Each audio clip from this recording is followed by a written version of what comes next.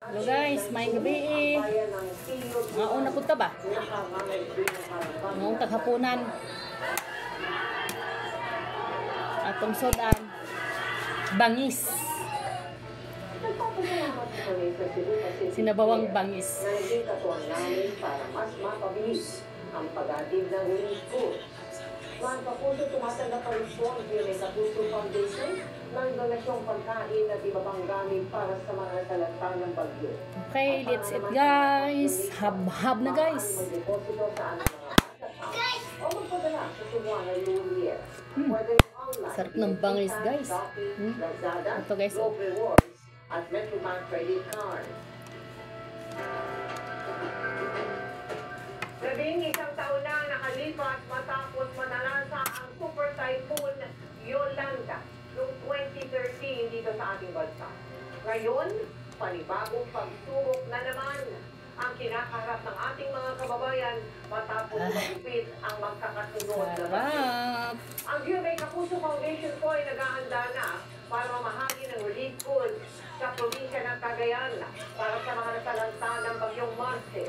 Nagpadala na rin tayo ng construction materials, food packs, at maagang pamasko para naman sa mga nasalanta na magkasunod na bagyo sa Batanes. Ang dami kong labahan kanina guys. Diyos ko. Madaling araw pa ko umpisa para makapagbanlaw at maki-update na tayo maaga pa nawawala na ang tubig. Grabe. Isang linggo may git na kapaglaba ang lola mo. Sakit ng likod ko guys. Sakit ng mga brass kamay ko. Isawa lang Diyos naman. Tapos din. Ay tuloy-tuloy pa rin na isinasagawa ng operation ng otoridad sa iba't ibang bayan sa probinsya ng Cagayan. Dryer ko na lang para hindi ko na ibilit sa labas eh. Dito sa video na ito, nakuha sa isang establishment Kasi biglang umulan guys. sa Ana, Cagayan, ang pagsik ng bagyong Marce. Maging sa ilang bayan sa probinsya, magdamang naranasan ng malakas na hangin at ulan.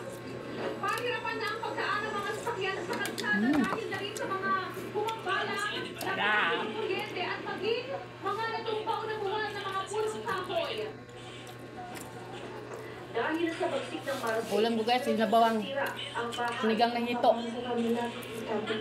Ay, kinang hito guys. Salamat po lang Stop. kaya yung nawala. Opo, nawash out po.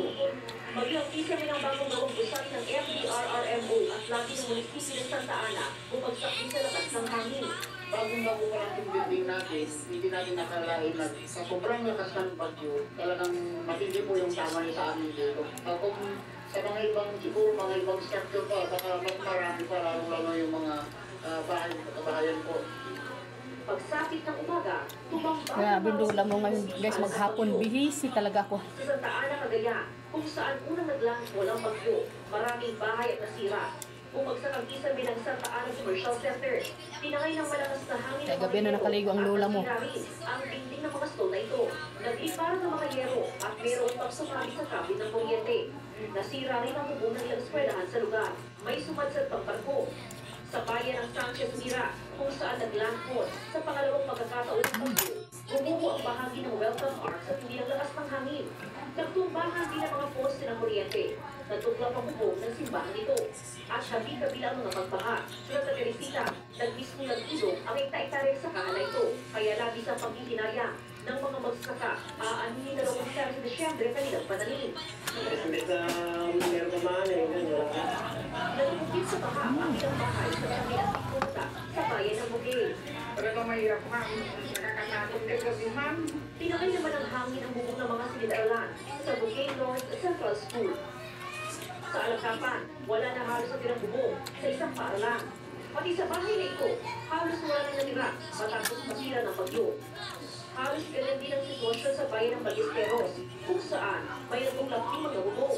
Pinatumba rin ng bagyo mga punong kahoy sa bayan ng Agulong. Halos mawasak naman ng bagyo ang Kami kinapsog ang guys ba?